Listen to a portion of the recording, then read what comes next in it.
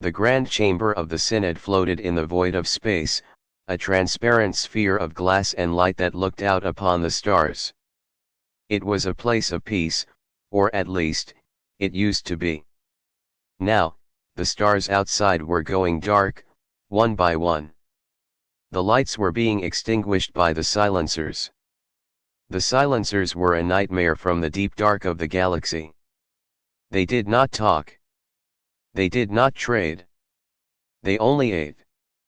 They moved like a black wave across star systems, swallowing planets, and leaving nothing behind but silence and dust.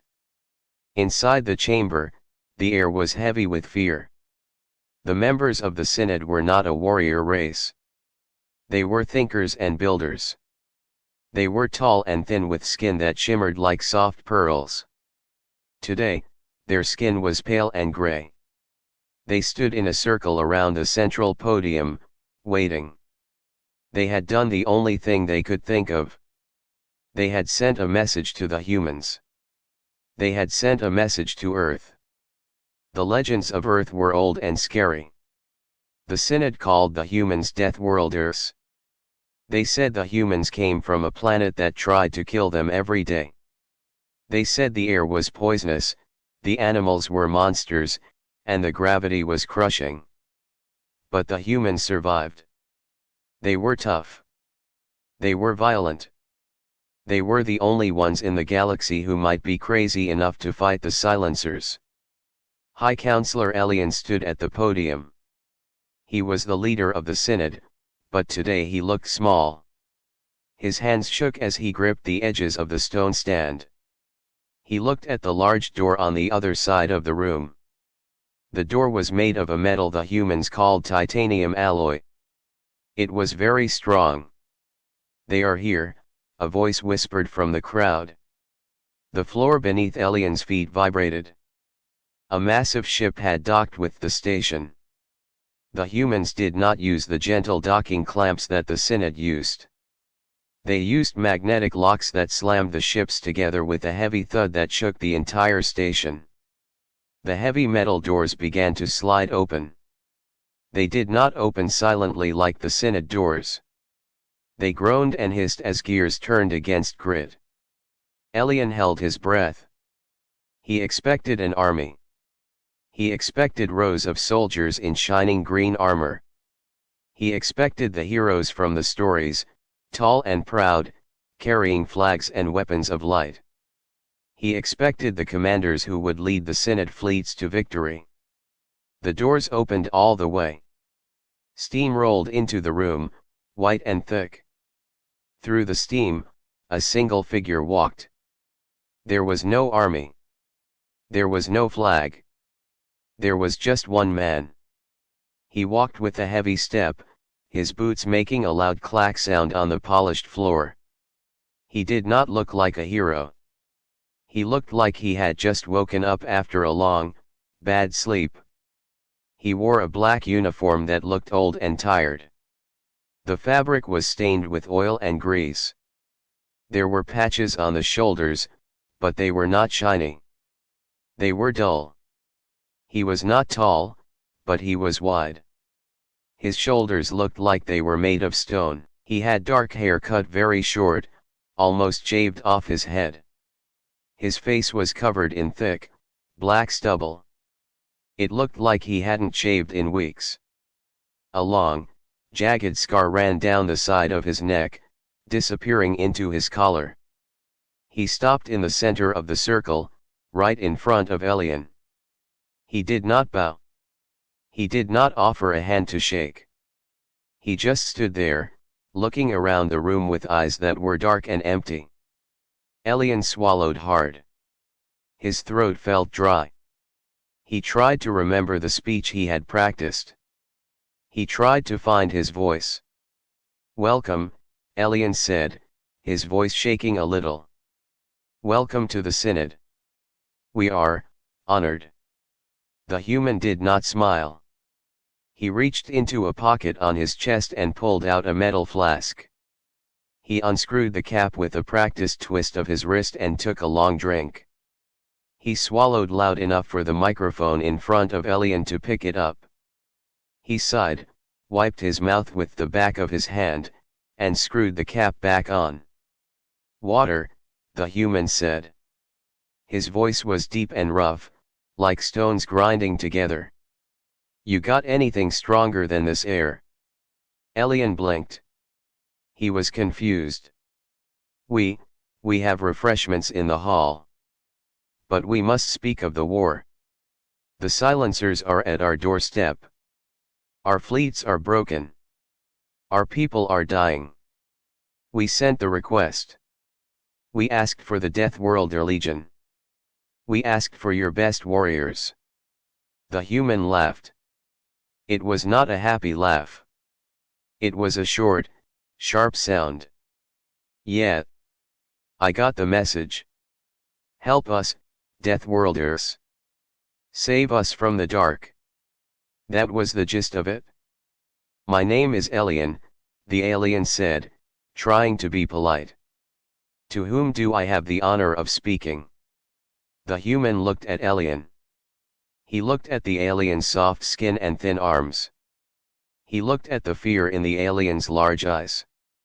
"Name's Mark," the human said. "Just Mark.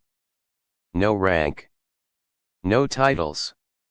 They said you needed a problem solver." Elian looked past Mark, toward the open door. "Where is your fleet? Where are the battalions? Our intelligence says Earth has billions of soldiers. We expected a fleet."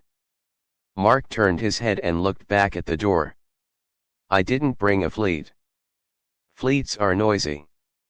Fleets take too long to cook breakfast. I brought a ride. It's parked outside." The Synod members began to whisper among themselves. They looked at each other with panic. This was a mistake. They had summoned the monsters of the galaxy, and the monsters had sent a janitor. "Sir Mark," Elian said, trying to stay calm. "The silencers are not a simple problem. They are a hive mind. They have millions of ships. They have creatures the size of mountains. One man cannot stop them. We need a coalition. We need your technology." Mark walked over to a nearby pillar. He leaned his shoulder against it and crossed his arms. He looked bored. "You guys are soft," Mark said. "I can see it.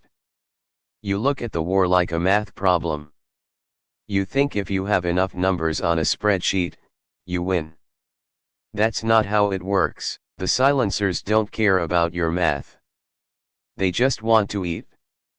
"We need a leader," Elian insisted, his voice rising. "We need someone to command our forces. Our generals they are good at strategy, but they lack your spirit. They lack the human fight." Mark looked at the floor. He scuffed the polish of his boot against the stone. "I'm not a general, Elian. I don't do formations. I don't do speeches. And I certainly don't do command chains. If I tell one of your pretty ships to fire, and the pilot asks why, I might shoot him myself." The room went dead silent. The Synod members froze. They looked at the weapon on Mark's hip. It was a blocky, ugly thing made of dark gray metal. It looked heavy and cruel. It was nothing like the sleek, silver energy weapons the Synod used. Elian felt a cold chill run down his spine. This human was dangerous. But they were desperate. The silencers were only 2 weeks away from the capital planet. They had no choice. "We will give you whatever you want," Elian said softly. "Money. Technology. Resources. Just stop them. Please." Mark pushed himself off the pillar. He walked up to the podium. He was much shorter than Elian, but in that moment, he felt like the tallest thing in the room. He looked up into Elian's eyes. "I don't want your money," Mark said. "And I don't want your science projects. The deal was simple. You called for help. Earth answered. That means we own the debt. But don't think for a second that I'm here to be your hero. Then why are you here? Elian asked. Mark's lip curled up slightly. It wasn't quite a smile, but it showed his teeth. His teeth were white, but the canines were sharp. Because I was bored, Mark said. And because my bosses wanted to see if the stories about your bugs were true. They told me to fix it. So, I'm going to fix it. He turned around and walked back toward the door. Wait! Elian shouted. Where are you going? We need to plan the defense. Mark stopped at the threshold. He didn't turn around. Plan the defense, Mark said. There is no defense. Not against them. You dig in, you die. You run, you die. There's only one thing left to do. And what is that? Elian whispered. Mark looked over his shoulder. His eyes were cold. There was no fear in them. There was no mercy. There was only a dark, terrifying excitement. Kill them all, Mark said. Send your fleet to the Vora system. That's where they are gathering. Tell them to stay out of my way. If I see a friendly ship on my sensors, I might get confused. And you don't want me to get confused. He walked out the door. The heavy metal groaned and slammed shut behind him. Elian stood alone on the podium. The other members of the Synod were looking at him. They were waiting for orders. They were waiting for reassurance. But Elian had none. He looked at the place where the human had stood. He could still smell the scent of the human. It wasn't the smell of flowers or clean air, it smelled like sweat, and old metal, and something else. Something sharp and coppery. Like old blood. Did we just make a mistake? One of the counselors whispered from the circle. Elian looked at the stars outside the window. The darkness was getting closer. I don't know, Elian whispered back. He is rude. He is violent. He is unpredictable. But he is a Deathworlder. And right now, a monster is the only thing that can save us. He straightened his robe. He had to give the order. He had to send the fleet to Vora 4. He had to tell them to let the human do whatever he wanted. Contact the Admiral, Elian said, his voice hardening. Tell him to move to Vora 4.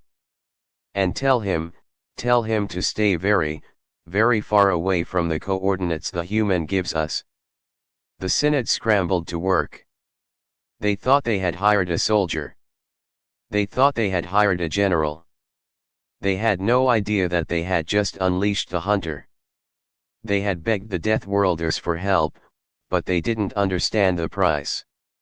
They didn't understand that when you invite a wolf into your home to kill the rats, you have to be ready for the wolf to eat everything else too. Mark walked down the long hallway of the space station. His boots echoed loudly. He took another drink from his flask. The alcohol burned his throat, but he liked the burn. It kept him awake. It kept him sharp. He touched the button on his comms unit. This is Mark, he said. Reading you, Mark, a voice came back from the ship in orbit. It was a woman's voice. It was cool and professional. How are the locals? Boring, Mark said. Scared. They're going to do what we want. Prepare the drop pod. Already prepped, the voice said.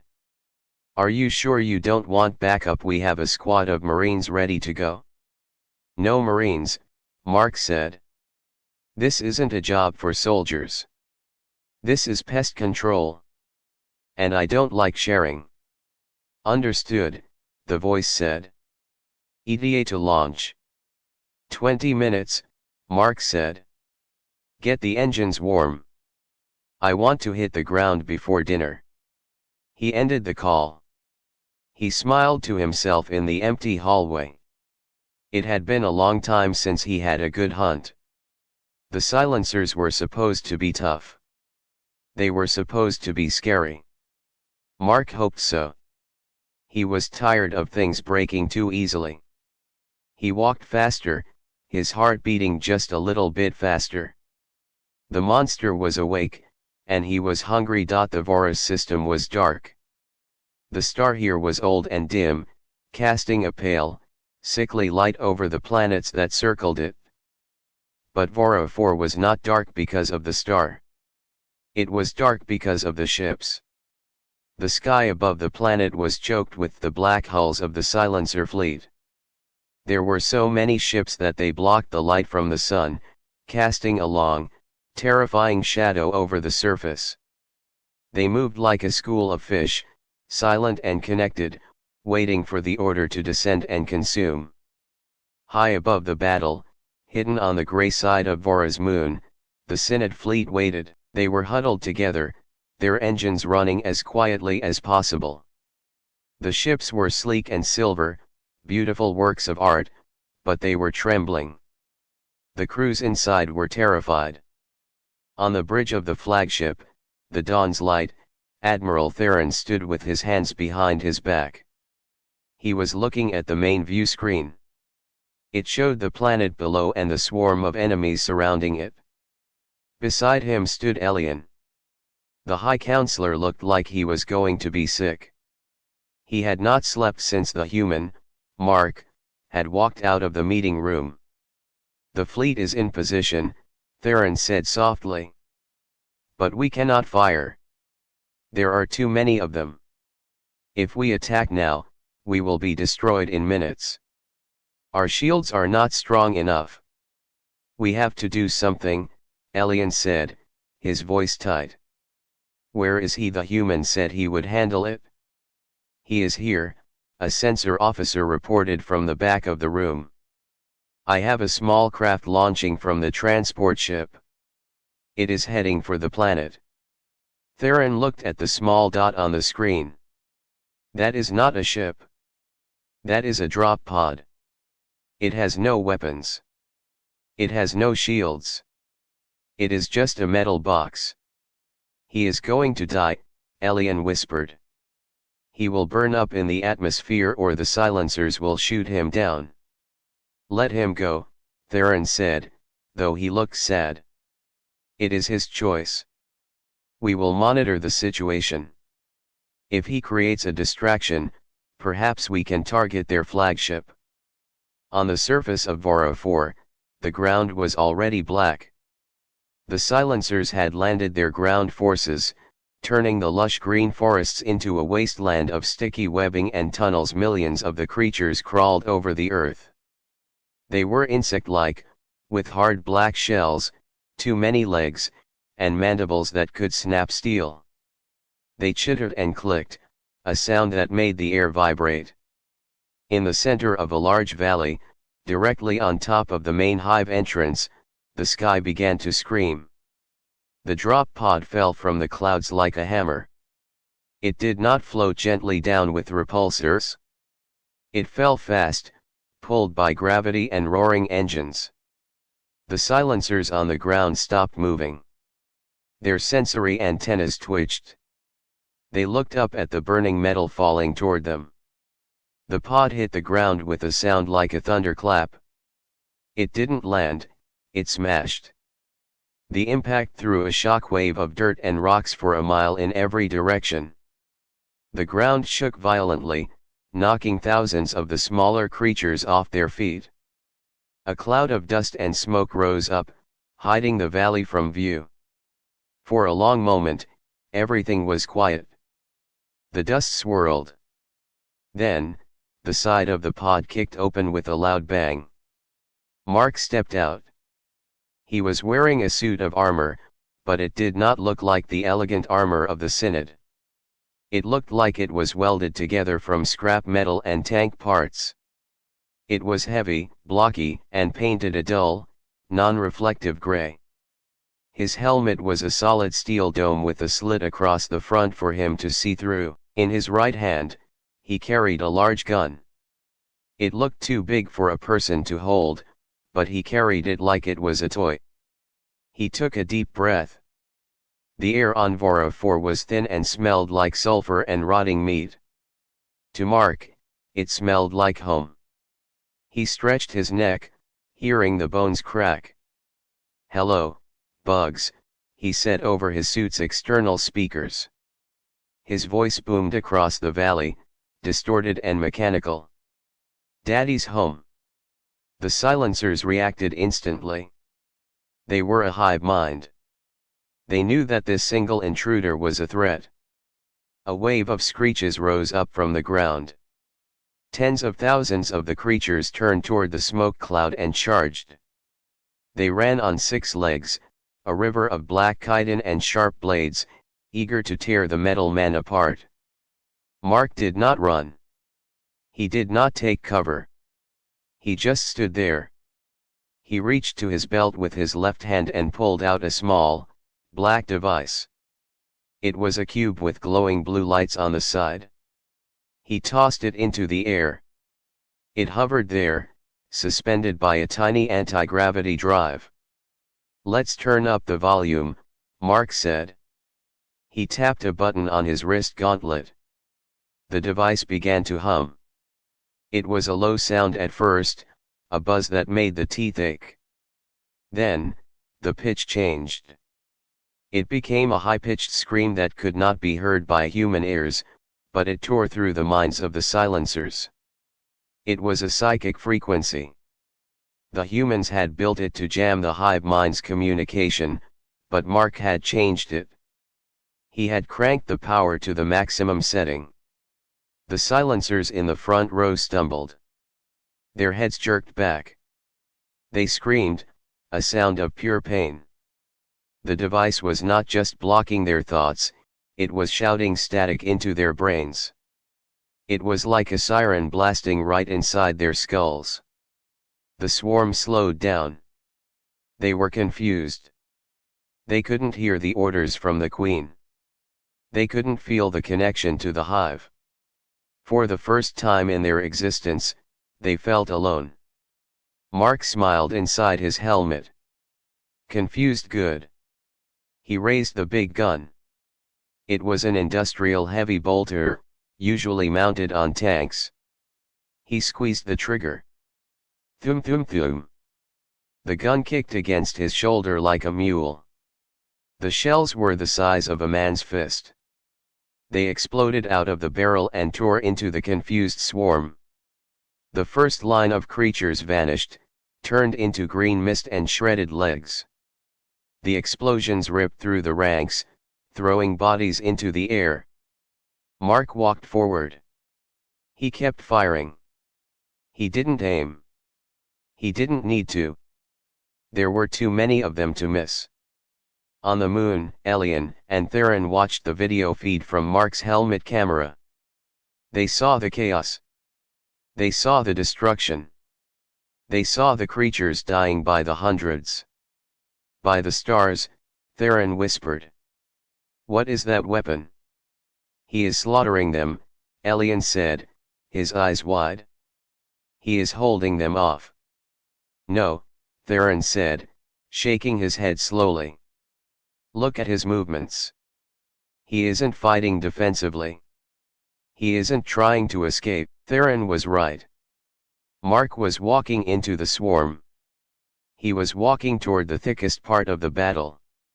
He fired the big gun until it clicked empty. He didn't reload. He just dropped the heavy gun and pulled 2 large knives from sheaths on his back. The blades were glowing red with heat. A large silencer, a brute class, leaped at him. It was the size of a truck, with claws meant for crushing tanks. Mark didn't dodge. He stepped into the jump, caught the creature by its throat with one hand, and drove the red-hot knife into its brain with the other. He tossed the dead monster aside like a bag of trash. Another one came at him. He spun, cutting its legs off, then stomping on its head. He moved with a terrifying speed. He didn't fight like a soldier. He fought like a butcher. It was not clean. It was messy and violent. Is he enjoying it?" Elian asked. He sounded terrified. The audio feed from Mark's suit picked up his breathing. It was heavy and fast. And beneath the breathing, there was a sound. A low chuckle. Mark was laughing. He slashed and stabbed. The red knives cut through armor and bone like butter. The silencers tried to swarm him, climbing over their own dead to get to him. But Mark was a whirlwind of steel. He kicked a hole in a creature's chest. He bit a chunk out of another one's antenna when it got too close. "Come on!" Mark shouted. "Is that all you have? I've fought weather scarier than you." The little black box hovered above him, screaming its psychic noise. The silencers were frantic. They were angry. They were in pain. But mostly, they were starting to feel something new. Fear. They didn't know what fear was, but the hive mind recognized a threat it could not control. The single human in the gray armor was a storm they could not stop. Suddenly, the ground shook more than before. The tunnel in the center of the valley, the main entrance to the hive, began to crack open. Something huge was coming out. The ground split, and a super brute emerged. It was as tall as a building. It had 4 arms, each ending in a spike the size of a tree trunk. Its armor was thick and bone-white. It roared, a sound that shook the dust off Mark's armor. Mark stopped. He looked up at the giant monster. He wiped green blood off his faceplate. "Now," Mark said. "That looks like a challenge." He charged. He ran straight at the monster that was 50 times his size. The silencers swarmed around him, trying to stop him, but he cut through them like they were water. The giant raised a massive foot to crush him. Mark slid underneath the foot, the heavy boot slamming into the ground inches from his head. He jumped up, driving his heat knife into the monster's leg.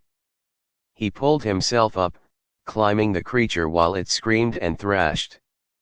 On the moon, Theron gripped the edge of the console. "He is insane. He is going to get himself killed. We have to help him." "Launch the fighters." "No." Elian shouted. "He told us to stay back. He said he would kill us if we interfered. He will be dead in a minute." Theron yelled. "Look." Elian pointed at the screen. Mark had reached the monster's shoulder. The giant arm swung at him to smash him flat. Mark didn't try to block it. He let the arm hit him. The force of the blow smashed Mark against the creature's own armor plate. Mark's breath hissed out of him. He heard ribs crack. But he held on. He was barely conscious, but he held on. He grinned inside the helmet. His vision was blurry, but he was still happy. This was the best fight he had in years. Is that the best you can do?" Mark wheezed. The Synod officers watched in silence. They realized that the human did not want to be saved.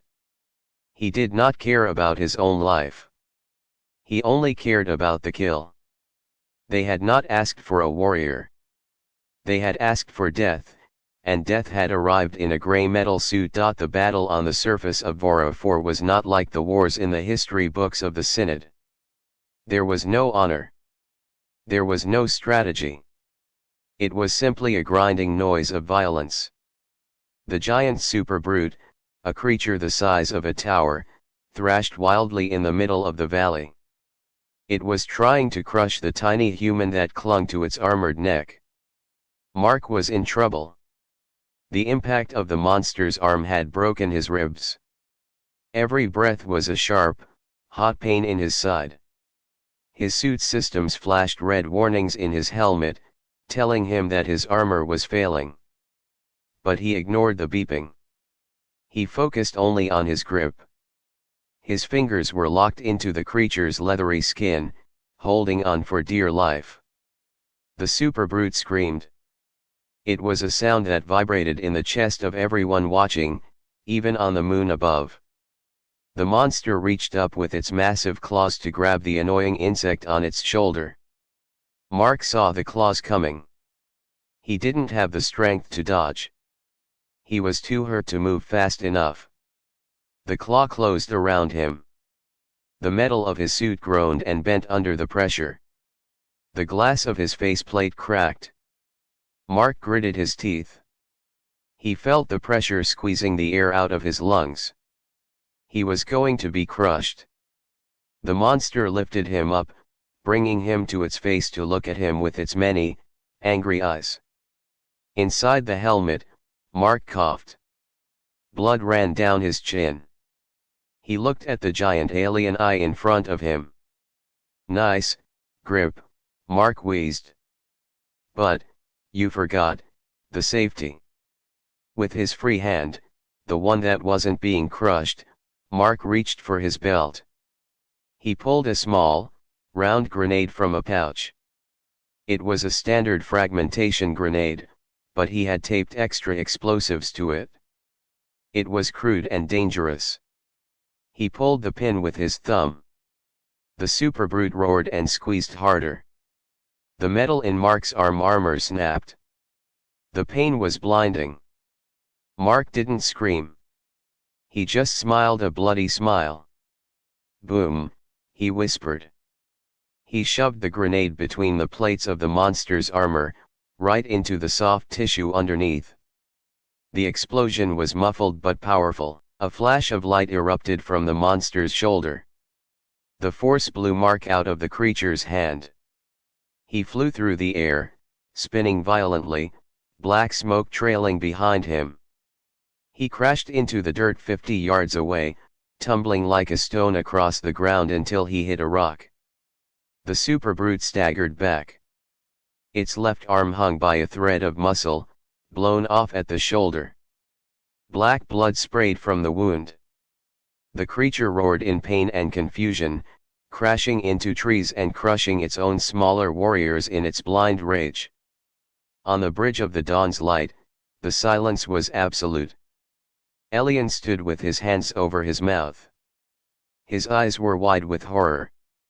Theron was staring at the screen, his face pale as a sheet. "Is he?" Theron started to ask, but he couldn't finish the sentence. On the main screen, they saw Mark's body. It was lying in a heap of twisted metal and broken armor. He wasn't moving. The camera on his helmet had cracked, turning the view into a static-filled blur. The audio feed was just a low hum. "He is gone," Elian whispered, his voice trembling. "The beast killed him. We have to do something," a captain shouted from the back. "The silencers are regrouping. The human is dead. If we don't strike now, they will destroy us." Theron looked at the tactical display. The silencers were recovering from the shock of the explosion. The psychic screaming box Mark had dropped was still working, but without Mark shooting them, the swarm was organizing again. They were moving toward the human's body. "Prepare the main cannons," Theron ordered. "Target the super brute. We will avenge him." "No," Elian said loudly. The room went quiet. Elian walked closer to the screen. "Wait. Look at the body." "Sir, he is clearly deceased," Theron said gently. "Watch," Elian insisted. On the surface, the dust began to settle around Mark's body. The smaller silencers, the ones that looked like giant spiders, scuttled toward him. They sensed the heat of his blood. They wanted to eat the soft creature inside the metal shell. One of them leaned over his faceplate, its mandibles clicking. Suddenly, the faceplate of the helmet shattered. A hand shot out from inside the armor. It grabbed the spider silencer by the throat. The hand was covered in blood, but it was strong. Mark sat up. He ripped the broken helmet off his head and threw it aside. His face was a mask of blood and dirt. His left arm hung uselessly at his side, clearly shattered. His chest rose and fell in ragged, wet gasps. But his eyes were open. They were wide and wild. The spider creature in his hand tried to struggle. Mark didn't let go. He looked at it with pure hate. He squeezed his hand, crushing the creature's neck with just his grip. He tossed the dead body away. Mark coughed, spitting out a mouthful of blood and a tooth. He reached across his body with his good hand and grabbed a small injector from his chest plate. He jammed it into his neck and pushed the plunger. It was a combat stimulant. It was a drug meant to keep soldiers fighting even when they should be dead. Almost instantly, his eyes widened further. The pain didn't go away, but his body stopped caring about it. His heart hammered like a drum. "Okay," Mark said, his voice raspy but loud. "Round 2. He stood up. He swayed a little, but he stayed on his feet. He looked at the super brute, which was still thrashing in the distance, missing an arm. Then he looked at the thousands of creatures between him and the monster. On the moon, the Synod crew couldn't believe what they were seeing. He is immortal," Theron whispered. "What manner of creature is he?"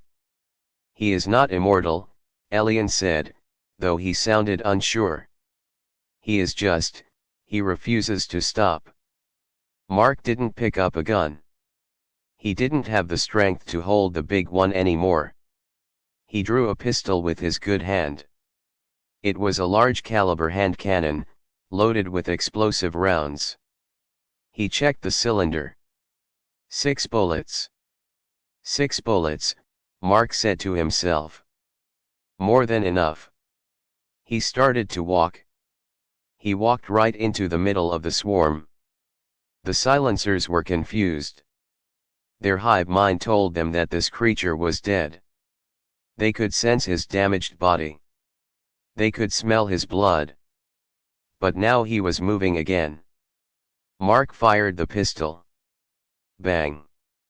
A creature's head exploded. Bang! Another one fell. He walked slowly, methodically. He didn't rush. He didn't try to be fancy. He just shot anything that got within 10 feet of him. He reached a cluster of smaller warriors who were trying to form a shield wall. He didn't shoot them. He holstered his pistol and picked up a jagged rock from the ground. He charged them. He swung the rock, bashing in the skull of the first creature. He kicked the second one in the chest, caving its armor in. He was fighting like a wild animal, biting and scratching, using every part of his body as a weapon. The Synod watched in a mix of awe and terror. They had expected technology. They had expected strategy. Instead, they were witnessing raw, unbridled savagery. The human wasn't fighting to win a war. He was fighting because the act of destroying them was the only thing he knew how to do. Mark carved a path through the swarm, leaving a trail of broken bodies behind him. He was covered in gore from head to toe. His own blood mixed with the aliens. He looked like a demon from their nightmares. Finally, he stood at the feet of the super brute. The monster looked down at him. It was afraid now. It could feel its life fading from the wound in its shoulder, but more than that, it was afraid of the small, broken thing in front of it. It tried to step on him again. Mark rolled under the leg, moving fast despite his injuries. He scrambled up the creature's good leg, digging his boots into the shell. He climbed like a monkey, ignoring the spikes that cut his hands. He reached the creature's neck, the same spot he had blown up before. The monster tried to shake him off, but Mark held on with his legs. He drew his pistol again. He put the barrel directly against the monster's ear hole. "Sleep," Mark said. He fired all the remaining shots into the creature's brain. The superbrute shuddered violently. Its eyes rolled back. It let out a final, gasping breath and fell forward. Mark jumped off at the last second, landing hard on the ground. The monster hit the earth with an earth-shaking thud and lay still. The valley went quiet. The thousands of silencers stopped moving. They sensed the death of the Alpha. The psychic link wavered. Mark sat on the dead monster's leg. He leaned his head back and closed his eyes. He was exhausted. He was hurt badly. The stimulant was wearing off, and the pain was coming back like a tsunami. He opened his eyes and looked up at the sky, toward the moon where the Synod was hiding. "Are you watching this?" Mark asked quietly. He knew the microphone was working. "I hope you're taking notes. Because I'm not doing this again." On the ship, Elian let out a breath he didn't know he was holding. "He won," Theron said, sounding amazed. "He actually won." "He didn't just win," Elian said, looking at the lone figure sitting on the mountain of corpses. "He scared them." Down in the valley, the silencers began to retreat. They were broken. Their spirit was crushed by the monster that refused to die. But deep underground, in the hive, the queen woke up. She was angry. She realized that this one human was the key. If she didn't kill him, he would kill them all. And she knew she had to use her greatest weapon. Not claws, not teeth, but numbers. All of them. The ground began to rumble again, louder than before. Mark groaned and stood up. He checked his pistol. Empty. He looked at the rock in his hand. Broken. "Well," Mark said. "This is going to be interesting." The rumbling beneath the ground grew louder. It was not just the sound of rocks moving. It was a vibration that shook the bones of the planet. The dust in the valley began to dance, forming little swirls on the ground. The dead body of the superbrute, a massive mountain of flesh and armor, shook as the tremors passed through it. Mark stood up. He was swaying. He looked like a broken statue that had been glued back together wrong. His left arm was useless, hanging by his side. His armor was torn open, showing pale skin bruised black and blue. Blood dripped from his nose and ears. He looked small and alone in the middle of the vast, gray valley. "Come on," Mark whispered.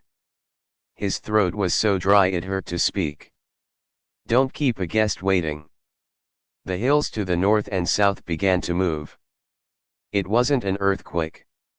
It was the ground coming alive. Black shapes poured over the ridges. There were millions of them. They were not just the warriors or the spiders. These were the workers, the drones, and the elite guards. They were a black river of hate, flowing down into the valley to drown the single human who had hurt them. The swarm stretched from horizon to horizon. The sky turned black as the flying creatures lifted off, filling the air with the buzz of a million wings. The sound was deafening, like a roaring ocean. On the moon, the bridge of the dawn's light fell into a panic. Alarms were blaring. "The sensors can't count them." The tactical officer screamed. "There are too many signals. It's over 10 million. No, 20 million. They are all heading to his position." "He is dead," Theron said, his voice hollow. "There is no way out. The valley is a trap." "We have to send the evacuation ships for him," Elian said, grabbing the arm of his chair. "We can't just watch him die." "How?" Theron shouted. "If we enter the atmosphere, they will swat us down like flies. He ordered us to stay back. He told us not to come down. We cannot obey that order anymore. Elian yelled. He is one man. Look at the screen. Theron looked. The screen showed a small dot of gray light surrounded by an ocean of black. The dot was flickering. Down on the surface, Mark looked at the wave of death coming toward him. He didn't try to run. He knew he couldn't outrun them. He didn't raise his fists. He knew he couldn't fight them all. He just stood there and watched them come. He felt a strange calm. The fear was gone. There was only the clarity of the moment. He looked at his belt. The little black box, the resonance emitter, was still floating in the air above him, humming its annoying song. It had confused the hive mind before, but the queen was adapting. She was overpowering the signal. The bugs were getting smarter. The box isn't enough, Mark thought. It's just noise. They don't fear noise. They need to feel something real. He had an idea. It was a crazy idea. It was the kind of idea that would get him kicked out of the Earth military, if he hadn't already been kicked out for being too violent. He reached out and grabbed the floating box. The humming stopped instantly. The effect on the swarm vanished. The silencers roared in triumph. They felt the control of the queen snap back into place. They surged forward, moving faster than ever. They were 10 seconds away from tearing him apart. Mark pressed buttons on the box quickly. He changed the settings. He wasn't a scientist, but he knew how this thing worked. It projected brainwaves. It translated thoughts into frequencies. He connected the box to his helmet's neural link. Upload, Mark said to his suit. File, the anger. The suit computer beeped. Warning. Pattern is unstable. Psi level is critical. Danger to user brain. Do it, Mark ordered. He pressed the execute button. A wave of invisible energy exploded out from the box. It wasn't sound. It was a feeling. It was a psychic scream. The wave hit the front line of the swarm. The first 1,000 creatures didn't just stop. They froze. Their legs locked up, their eyes went wide. Inside their tiny minds, they didn't hear a buzz. They felt a presence. They felt Mark. They felt what Mark felt. Mark wasn't just angry. He was pure, concentrated destruction. He was the embodiment of a Deathworlder who had survived 1,000,000 battles, who had seen his friends die, who had killed enemies until his hands were raw and bloody. He enjoyed the kill. He loved the violence. It was warm and comfortable to him. The psychic wave hit the hive mind like a sledgehammer made of fire. The silencers were connected. The feeling spread from one to another, faster than light. In 1 second, 20 million aliens felt the bloodlust of one human. To a silencer, peace was natural. War was just a tool. But this feeling, this was chaotic madness. It was a storm of rage that had no logic. It was a monster that wanted to tear the universe apart just to hear it scream. The swarm went insane. The creatures in the front didn't attack Mark. They turned around and attacked the ones behind them. They clawed at their own brothers, driven mad by the phantom rage in their heads. The flying creatures crashed into the ground, seizing in mid-air. The giants tripped over their own feet, crushing the smaller ones. The valley became a chaotic pit of self-destruction. The silencers were killing each other, thinking the rage was coming from their neighbor. The queen shrieked in the hive, trying to calm her children, but the signal was too strong. It was like a computer virus that had melted the motherboard. Mark stood in the center of the madness. The box in his hand was glowing red hot. The energy feedback was coursing through his armor, shocking him. His nose was bleeding heavily. His vision was tunneling. "Hold it together," he grunted. "Just a little longer." He took a step forward. The silencers near him were tearing themselves apart, but they cleared a path for him. They were terrified of the source of the rage. They didn't understand it, but their instincts screamed at them to run away from the man in the gray armor. He walked through the battlefield, stepping over bodies that were still twitching. He didn't have to fire a shot. He didn't have to swing a punch. His anger was doing all the work. He was a conductor, and the orchestra was playing a symphony of blood. On the moon, the bridge crew was silent. They watched the massacre on the screens. "What is happening?" Elian whispered. "Why are they killing each other?" Theron looked at the data streams. The bio reads, "The hive mind is overloading. He is broadcasting something. Something that drives them crazy. He is hacking their brains." "He is winning," Elian said, disbelief in his voice. "He is actually winning." Mark walked for a long time. The noise of the battle was horrific, a mix of screeches and explosions. But he walked with a steady rhythm. He was looking for the source. He was looking for the queen. He found a tunnel entrance that the big superbrute had come out of. It was huge, leading down into the dark depths of the planet. The silencers near the entrance were curled up in balls, shaking with fear. They did not attack him as he passed. He walked down into the dark. The air got hotter and smelled of acid. He followed the pull of the hive mind. He could feel the queen now. She was a bright spot in the psychic web, trying to fight off his rage. He walked for miles underground. He passed chambers full of eggs and sleeping larvae.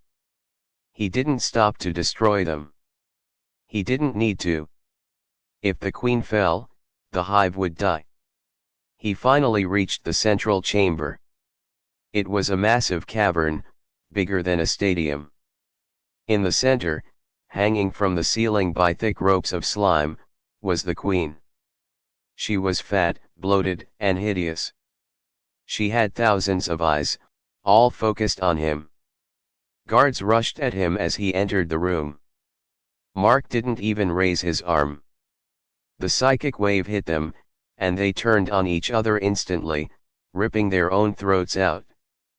The queen screamed. It was a mental scream that hammered against Mark's mind. She tried to crush his will. She sent waves of fear and submission at him. She wanted him to kneel. Mark laughed. It was a dry, rasping sound. He liked the fear.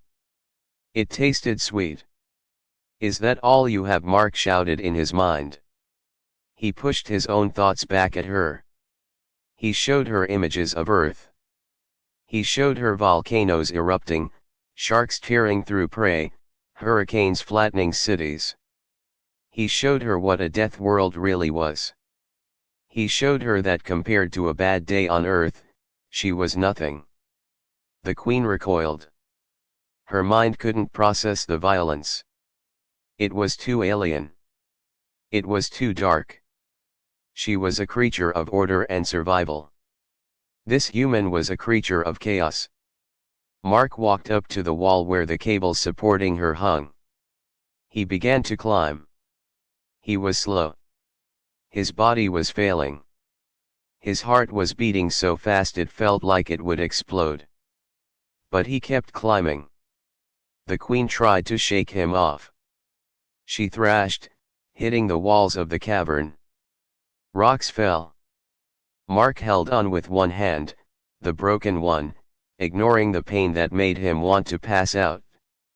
He pulled himself higher, until he was standing right next to her massive head. She looked at him with one of her large eyes. There was pleading in it now. She was begging. She was the mother of millions, but she was afraid of the one human. Mark pulled the resonance emitter from his belt. It was barely holding together. The casing was cracked. "You wanted me," Mark said softly. "Now you can keep me." He jammed the device directly into the soft, pulsing tissue of her brain stem. He set it to overload. "Goodbye, bug." He turned and jumped. He fell 50 feet, hitting the ground hard. He rolled and hid behind a rock formation. A second later, there was no sound. There was just a massive pressure change. The Queen's head expanded and then simply dissolved. A shock wave of pure psychic energy blasted outwards. It wasn't an explosion of fire, it was an explosion of silence. It shot up through the tunnels, out of the valley, and into the sky. It swept across the planet, across the space around the planet, and deep into the stars. Every silencer connected to the hive mind instantly stopped. On the surface, the millions of creatures fighting and killing each other suddenly collapsed. Their brains short-circuited. The link was severed. The Queen was dead, and with her, the will to live evaporated from her children. The silence that followed was heavy. The buzzing was gone. The screeching was gone. Only the sound of the wind remained. Mark lay behind the rock. He closed his eyes. He was so tired. The device had done its job. The feedback had knocked him out cold. He lay there in the dark, surrounded by the dead, breathing shallowly. On the moon, the sensor officer looked at his screen in shock. "The hostiles, they are all inactive. Life signs are dropping to 0 across the board." "They are dead," Theron asked. "They are brain dead," the officer corrected. The hive mind collapsed. "The ships in orbit are drifting. They are shutting down." Theron slumped in his chair. He did it. He actually did it. Elian looked down at his hands. They were shaking. "We asked for help. We asked for a savior. We didn't know that God was a monster." The silence that fell over the Vora's system was heavy and strange.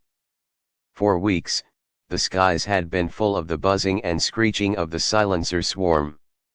The ground had shaken with the march of millions of claws. Now, there was nothing but the soft whistle of the wind blowing through the dead valleys. The black ships that had choked the sky were now drifting. They floated like dead leaves in a pond, their engines cold and dark.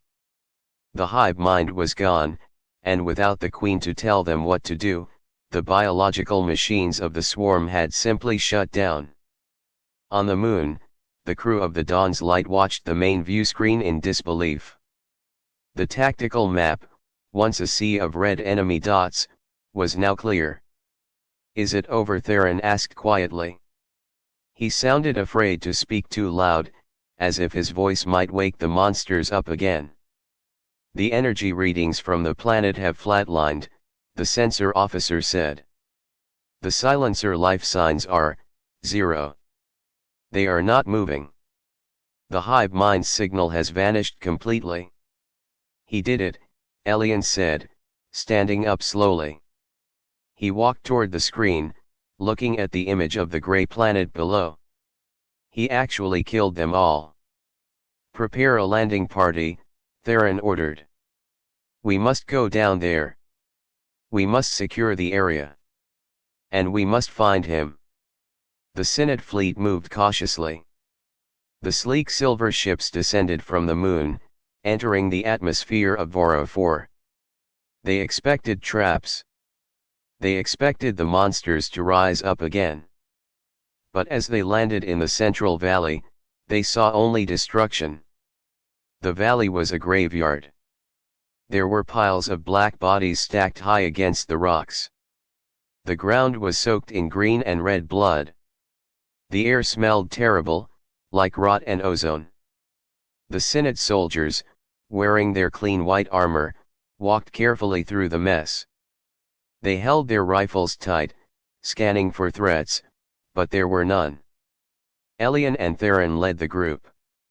They walked past the dead bodies of the giant super brutes. They saw the craters where explosives had gone off. They saw the marks of hand-to-hand combat on the walls.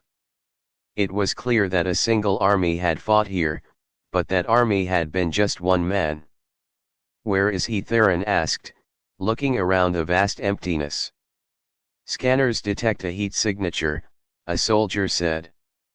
"It is coming from the tunnel entrance over there." The tunnel yawned open like a black mouth in the side of a mountain. The soldiers aimed their lights into the dark. They were scared to go in. The silencers lived in the dark. "I will go," Elian said. He felt he had to. The human had saved his people. The least he could do was face the dark to find him.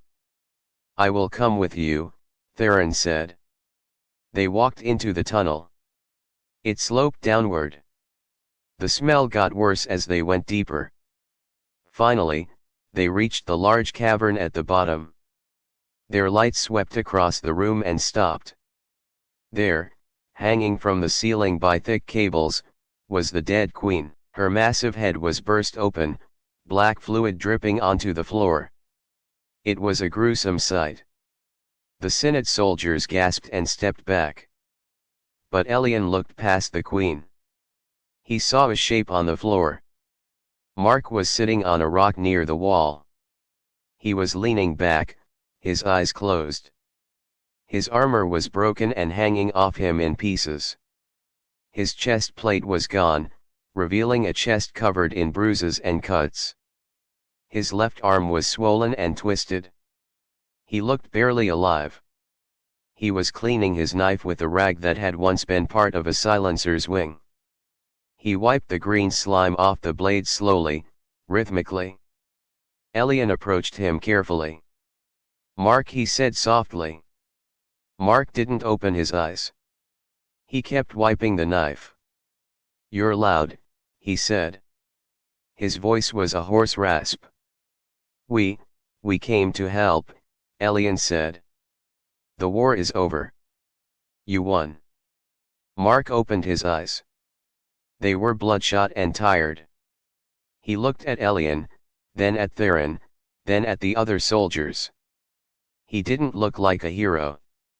He looked like a man who had seen too much. "I didn't win," Mark said. "I just finished the job." "You saved us all," Theron said, stepping forward. He tried to put a hand on Mark's good shoulder, but he flinched away. "The Synod will remember this. We will build statues. We will sing songs of the great protector." Mark laughed.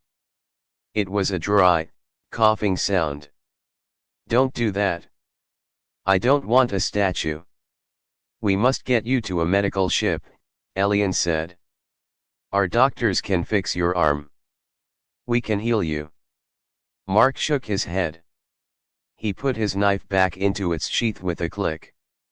"No Synod doctors are touching me. I don't trust your needles." "Please," Elian insisted. "You are dying. You are a hero to humanity and to the Synod. We cannot let you die here in the dark." Mark stood up. He swayed a little, but he found his balance. He looked up at the dead queen one last time. "I'm not dying yet," Mark said. "And I'm not a hero. Heroes are nice people. They save cats from trees. They want peace. Look at this." He pointed at the dead bodies. "I didn't do this for peace. I did this because I like breaking things." He started to walk toward the exit. The soldiers moved out of his way quickly. They gave him a wide berth. They looked at him with fear, not respect. "Where are you going?" Theron asked. "Back to my ship," Mark said. "Then back to Earth." But we can celebrate. Elian said. We can give you medals. We can give you money. Anything you want. Mark stopped at the tunnel exit. He looked out at the gray sky of Voro 4. He looked at the Synod ships floating in the air. I want a drink, Mark said. And I want a hot shower. I want to go back to my ugly apartment on my dirty planet and sleep for a week. We are in your debt, Elian said. He felt like he had to say it. He owed this monster everything. Mark turned his head. His face was stern.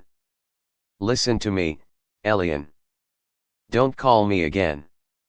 Don't ask Earth for help again. Next time, we might not send a guy like me. Next time, we might just send a bomb and be done with it.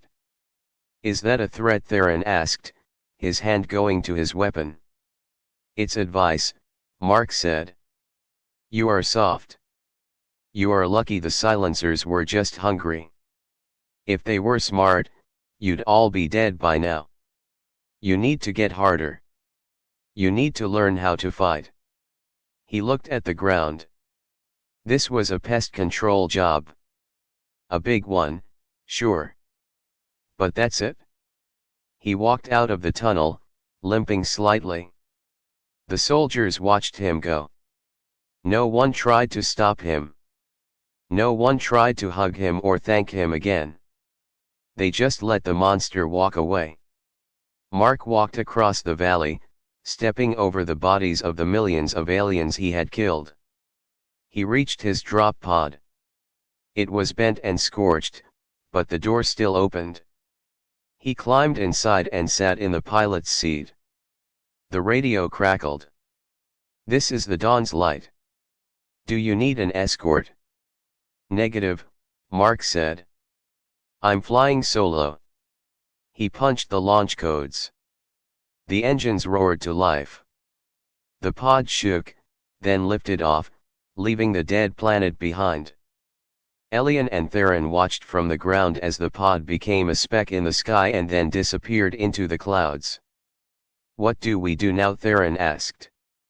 How do we explain this to the people? How do we tell them that a single man saved us when our armies failed? Elian looked at the carnage around them. He saw the violence and the power of the human. He realized something important. The galaxy was a scary place. And the only thing that kept them safe was the fact that the scary things were afraid of humans. We tell the truth, Elian said. We tell them we begged for help. And we tell them that the Deathworlders sent a monster. On the ship, Mark lay back in his chair as the autopilot took him to his transport. He hurt everywhere. He was tired. But he felt good. The fight was good. The silence was good. He pulled a small photo from his pocket. It was a picture of a dog, a simple earth dog with floppy ears. He looked at it for a long time. Missed you, buddy, he whispered. He closed his eyes and let the darkness take him. The monster was going to sleep, for now. But the galaxy knew that if they ever needed him again, he would be there. And that was the most terrifying thought of all. The humans were not friends. They were not enemies. They were the storm that you prayed would blow in the right direction.